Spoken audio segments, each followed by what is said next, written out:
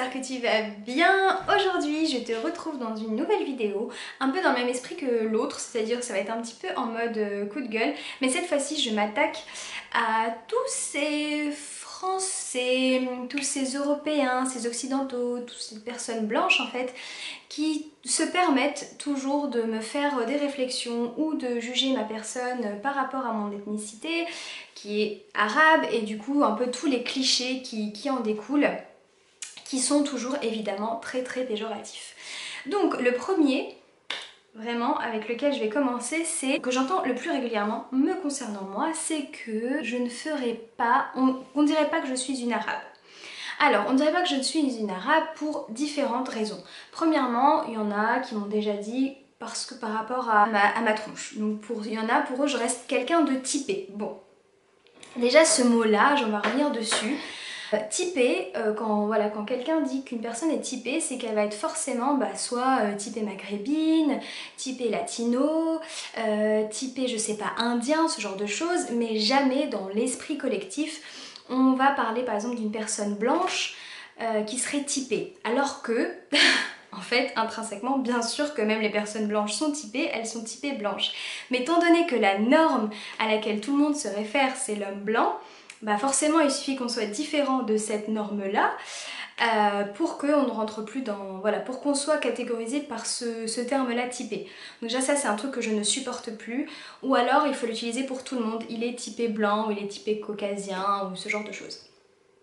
Deuxièmement, si c'est pas par rapport à mon physique, ça va être peut-être par rapport à ma manière de vivre, ou alors par rapport au fait que voilà, j'ai réussi, on va dire entre guillemets dans la vie, que j'ai un CDI, que j'ai acheté un appartement, que voilà, que je suis quand même une fille qui voyage beaucoup, voilà, je suis assez active socialement et tout, et en fait ça malheureusement, les gens vont venir me dire que du coup on dirait pas que je suis une arabe, parce que pour eux une arabe, en plus une fille arabe, c'est une fille qui serait censée être soumise, une fille voilà, qui va rester vivre chez ses parents, une fille qui va pas forcément faire beaucoup d'études, une fille qui même par rapport à comment elle s'habille et tout, on va rentrer dans ce qu'on appelle un peu les stéréotypes de la beurette. Ça aussi c'est un terme que je ne supporte plus, et s'il vous plaît, arrêtez de l'employer, parce que derrière le mot beurette se cache une connotation très négative, qui est une connotation sexuelle et qui est même clairement qui fait partie de ce qu'on appelle du fétichisme. Donc en fait si vous allez sur Google et que vous tapez beurette, je vous y invite, vous trouverez sur les 4-5 premières pages de Google que des vidéos pornographiques. Et du coup forcément dans ces représentations, dans ces films porno là, voilà, c'est vraiment un petit peu tous les fantasmes et toutes les représentations que les occidentaux se font de la beurette. Donc une fille qui va avoir des grosses fesses, des gros seins, qui va être hyper maquillée, qui va avoir les cheveux lisses raides comme ça, qui est soumise, etc. Bon, on est très loin de la réalité. Évidemment qu'il y a ce genre de filles d'origine maghrébine qui s'habillent comme ça, et j'ai absolument rien contre ça, qu'on soit d'accord. Mais c'est juste en fait l'uniformisation qu'on fait finalement de cette représentation, moi, qui me pose énormément de problème.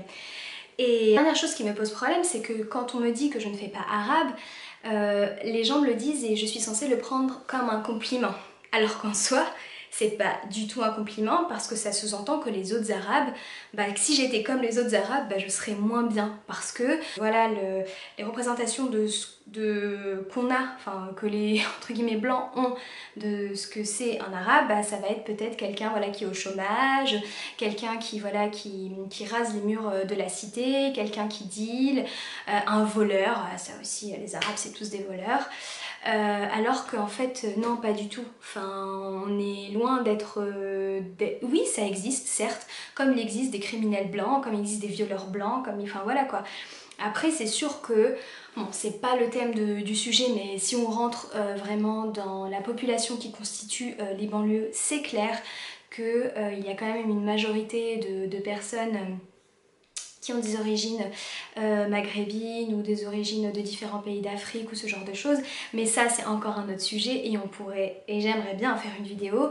C'est que ces gens-là, faut pas oublier comment elles sont arrivées là, tout le travail qu'elles ont fait pour la France et pourquoi est-ce qu'aujourd'hui, quand on est issu de cette zone-là, bah, c'est compliqué d'avoir l'accès à l'éducation, tous ces accès-là sont quand même, les priorités on va dire ne sont pas les mêmes malheureusement dans ces zones-là, et il y a des Français, des Français blancs qui vivent aussi dans ces cités-là et ils sont logés à la même enseigne que les Noirs, que les Arabes, et ils ont des parcours qui peuvent être similaires, et même il ne faut pas rentrer non plus dans un deuxième cliché. Il y a pas mal de jeunes qui s'en sortent, il y a pas mal de jeunes qui, grâce aux études, etc., grâce à leur esprit aussi très créatif et tout, réussissent à faire des choses extraordinaires même s'ils sont issus de ces quartiers-là. Bon, ça c'était une petite parenthèse. Deuxième chose que je ne supporte plus d'entendre, et ça va même être un petit point de culture générale, c'est cette expression qu'on utilise, un travail d'arabe. Donc derrière cette expression, travail d'arabe, il y a une connotation vraiment d'un travail, c'est très péjoratif, c'est-à-dire un travail qui va être mal fait, bâclé, sur lequel on ne peut pas vraiment se fier, alors que à la base, si on reprend même les dictionnaires français, donc travail d'arabe c'est une expression française qui remonte au 16e ou 17e siècle, je ne vais pas dire de bêtises, et en fait c'était à la base une expression pour bien au contraire venir faire l'éloge d'un travail qui est extrêmement bien fait. En fait, cette expression est venue pour venir en fait un petit peu faire rappel à la magnifique l'Alhambra. Donc c'était un ancien palais qu'on trouve en Andalousie qui est reconnu un petit peu dans le monde entier pour son architecture qui est assez incroyable, ses jardins qui étaient toujours luxuriants, et surtout en fait l'eau était acheminée via les fontaines qui étaient acheminées en fait aussi jusqu'aux chambres, etc. C'était une prouesse physique à l'époque, donc tout le domaine de la mécanique des fluides, parce que voilà, je crois qu'il s'appelait El Ghazali, mais je suis plus sûre, je veux pas dire de bêtises. Lui c'est sûr, c'est un grand physicien, mais est-ce qu'il était à l'époque de l'Alhambra? Je sais plus, bref. Mais voilà, et en fait, travail d'arabe faisait référence à cette prouesse et à ce bijou architectural.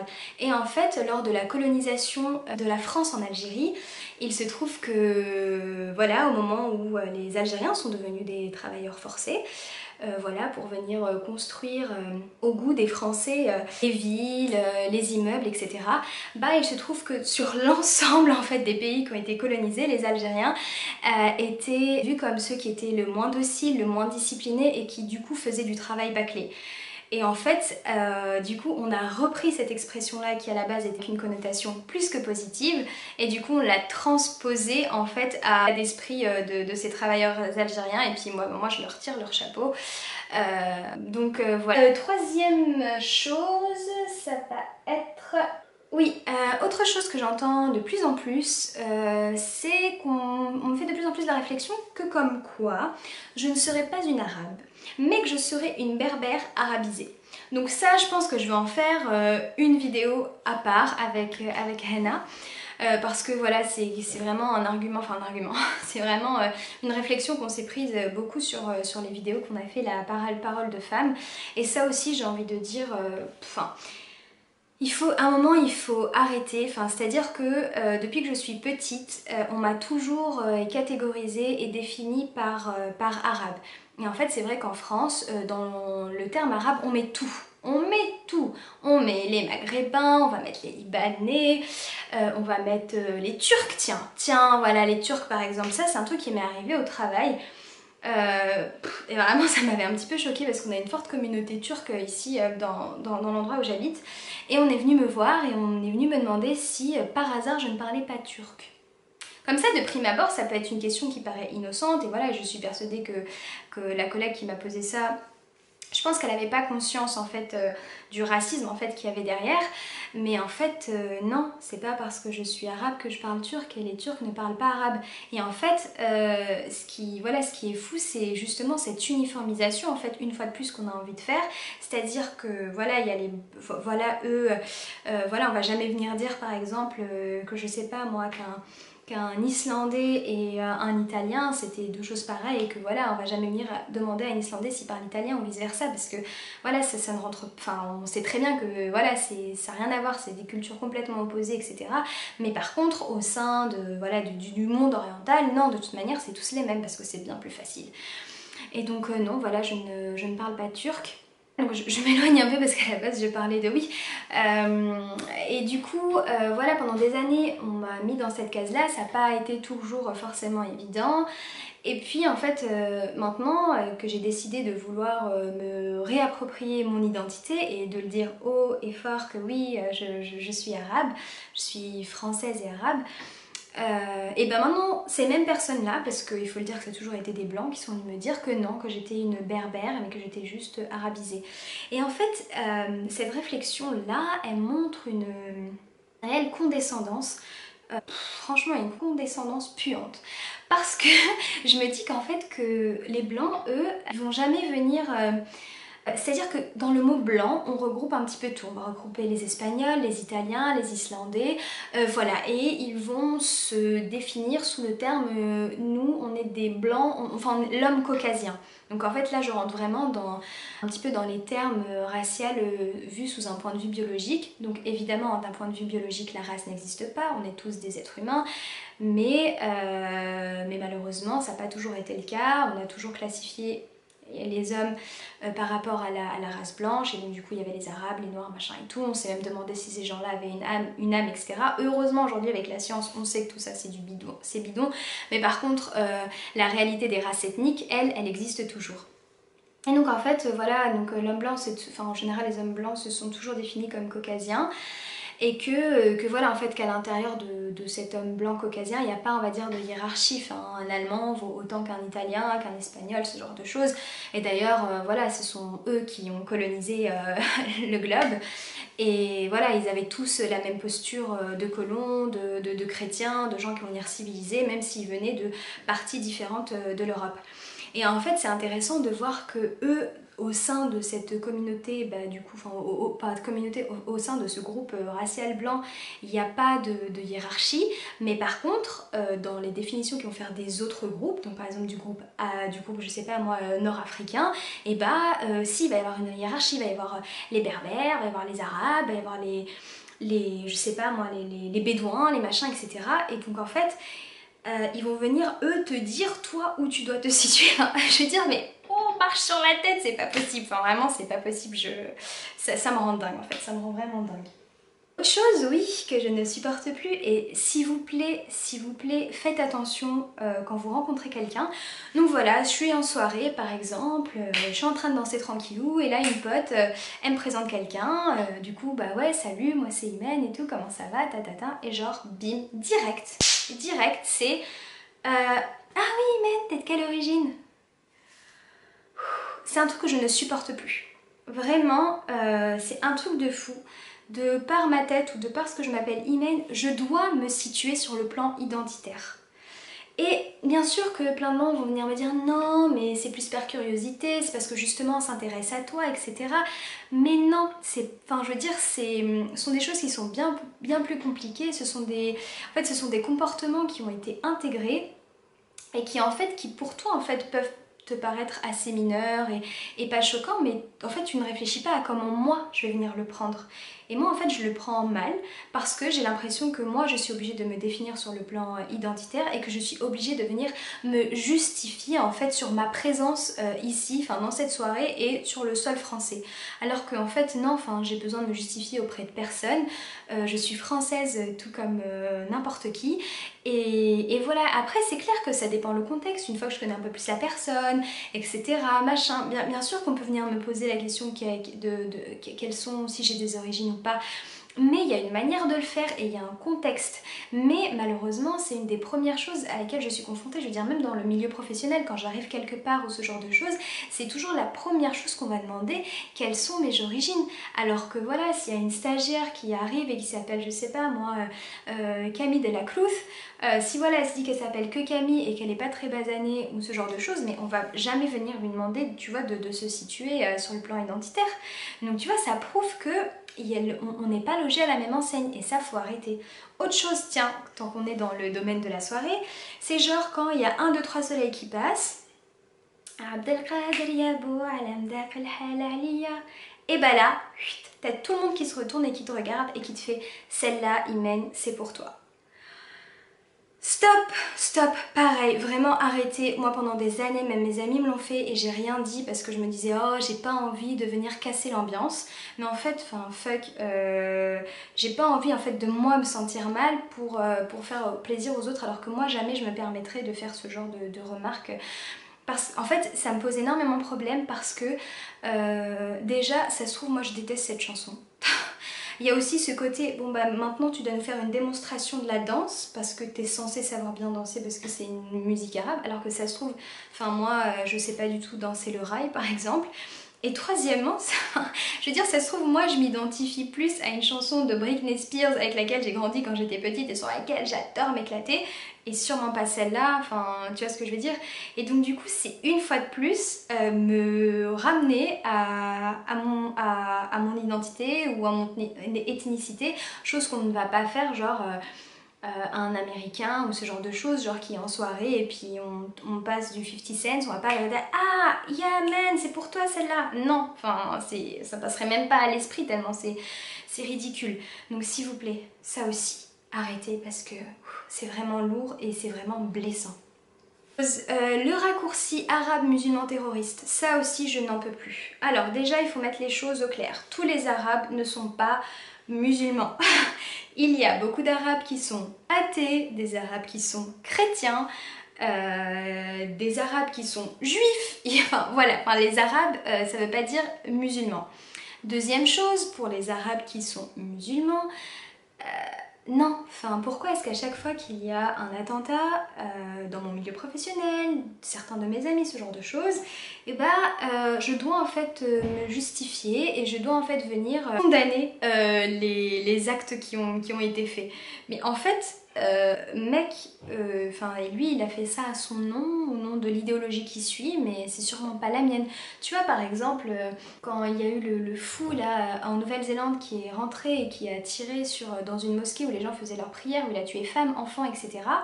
Je pense pas que voilà, François Dupont s'est senti concerné et qu'il a dû en fait présenter des excuses ou dire que moi je ne suis absolument pas de ce bord là ou ce genre de choses. Enfin non, ça passerait pas à l'esprit. Par contre moi c'est vraiment quelque chose qui me concerne. Et encore, moi ça va, je m'appelle, voilà, je suis une fille. Enfin, quand je pense par exemple à mon frère qui est grand et qui entre guillemets à la tête de ce qu'on attend d'un rebeu et qui en plus s'appelle Oussama, enfin j'imagine même pas ce que lui doit vivre. Donc ça aussi, il faut un peu remettre les choses dans leur place et surtout ne pas oublier que il y a tous les jours des musulmans qui meurent à cause de ces fous. Enfin, il faut aller en Syrie, il faut aller en Irak, il faut aller en Libye. Voilà, c'est horrible ce qui se passe là-bas, c'est horrible. Et c'est des musulmans qui meurent. Enfin, il y a aussi des musulmans qui meurent de ça. Donc voilà. Voilà, autre chose, toujours dans ce même esprit. Par exemple, tu vois, ça m'est déjà arrivé en me promenant dans Paris et de voir genre un vol à l'arraché qui se passe sous mes yeux. Et voilà, il se trouve que c'était un rebeu qui a volé par exemple le sac de la dame. Et directement, ce à quoi je vais penser, c'est punaise. Merci, enfin une fois de plus c'est un arabe, une fois de plus ma communauté va s'en prendre plein la tronche. En fait ça c'est un raisonnement que je ne devrais pas avoir mais qui malheureusement par les circonstances sociétales fait que n'importe quel arabe ou noir ou juif ou ce que tu veux qui ne rentre pas dans la norme blanco va avoir. Mon père est professeur et il m'expliquait qu'il portait une attention vraiment particulière au moment où il remplissait les bulletins à ne pas faire de faute d'orthographe, au-delà du fait qu'il soit professeur, mais surtout parce que voilà, si lui fait une faute d'orthographe, on va lui dire parce que c'est un arabe forcément, alors que je sais pas moi, qu'un autre professeur pareil de la même matière qui n'a pas forcément d'origine voilà, qui n'est pas racisé, bah lui voilà, ça va être sur le fait que bah, il est peut-être pas fort en orthographe ou ce genre de choses. Et en fait ce genre de réflexion qu'on va avoir ou ce genre de choses, bah maintenant vraiment avec du recul j'essaye de m'en détacher et j'essaye de moi ne plus avoir ce raisonnement là parce que je me dis que c'est du racisme en fait qui est intériorisé et que tout simplement qu'il faut que j'arrête. Et tu vois, je me rends compte que moi-même je fais vraiment une différence entre par exemple les Algériens ici de France et les Algériens qui sont d'Algérie. Enfin malheureusement je me rends compte que étant donné que moi je n'ai connu que ce rapport de dominant-dominé, bah je l'ai un petit peu refait sur les Algériens d'Algérie avec un petit peu genre non mais moi je suis peut-être d'origine algérienne mais voilà je suis pas une blédarde. Rien que le mot blédarde par exemple, nous la manière dont on l'utilise ici en France, même dans la communauté arabe maghrébine, il y a une connotation négative, il y a une connotation bah, voilà, de gens qui sont pas forcément encore très civilisés, pas éduqués, ce genre de trucs, alors que franchement c'est pas du tout le cas. Et voilà, et en fait tout ça, ça découle de toutes ces petites choses en fait, quand tu les accumules, ça crée en fait dans notre façon de penser, etc. Un réel racisme et que j'essaye vraiment d'éradiquer au maximum. Et enfin, je vais dire la dernière chose sur laquelle j'aimerais revenir parce que, enfin, il y en aura encore beaucoup, mais bon, ouais, je ne veux pas non plus que ma vidéo elle dure 1 heure. C'est le parallèle qu'on fait entre, voilà, les femmes arabes égale femmes soumises, femme arabe égale femme voilée égale forcément c'est un mari qui lui a dit de faire ou ce genre de choses. En fait, il faut arrêter de penser que genre on n'est pas nous aussi dotés d'une autonomie intellectuelle. Il est vrai que comme dans toute société patriarcale, même en France, hein, enfin, la France est quand même un des pays où il y a le plus de femmes qui meurent sous les coups de leur mari et puis ces maris-là, ils sont pas, voilà, c'est pas des Mohamed ou des Mamadou, hein. Et en fait, oui, c'est vrai qu'il existe des cas où les femmes sont enfin, sont soumises à leur mari, où voilà, elles sont forcées à porter le voile, mais de manière globale en France, c'est loin de représenter toutes les femmes, c'est même un petit pourcentage. Et que en fait, il faut aussi pouvoir se dire qu'il y a des femmes qui ont décidé de mettre le voile de leur propre chef, en fait, derrière une réelle recherche spirituelle, et qu'il y a des femmes voilées qui vivent toutes seules, qu'il y a des femmes voilées qui sont même pas mariées, qui n'ont pas envie de se marier, ou des femmes voilées qui ont des très bonnes relations avec leur père, qui des relations père-fille en fait, comme n'importe qui pourrait avoir sans un rapport de soumission. Après évidemment il y a toujours des nuances à apporter, etc. Enfin, moi je vous en ai déjà parlé dans des vidéos, mais par exemple enfin voilà, ma mère m'a forcé à porter le voile. Et voilà, par exemple, c'est un très bon exemple, c'est pas mon père, mais c'est ma mère. Tout ça pour dire qu'il ne faut pas faire de généralité et essayer juste de vous intéresser à la personne pour ce qu'elle est et pas par rapport à son origine ethnique. Après, évidemment, ça peut toujours être enrichissant et génial d'avoir voilà, des amis avec différentes origines ethniques, voilà, pour s'alimenter les uns les autres et tout. Moi, je suis pour le partage des cultures, c'est quelque chose que je trouve génial. Mais le problème, c'est qu'il y a une essentialisation de la personne dans ces clichés-là et qui, moi, m'exaspère. Du coup voilà, j'espère que cette vidéo t'aura plu. Si toi aussi tu te retrouves un petit peu là-dedans, n'hésite pas à me le dire en commentaire. Si toi t'étais pas du tout arabe, mais que ce que je t'ai dit te fait écho et que tu en as conscience, dis-le moi si t'en as pas conscience aussi. Enfin bref, j'aime beaucoup échanger avec vous. Bah écoute, sur ce je te dis prends soin de toi, je te fais plein de bisous et à la prochaine. Ciao!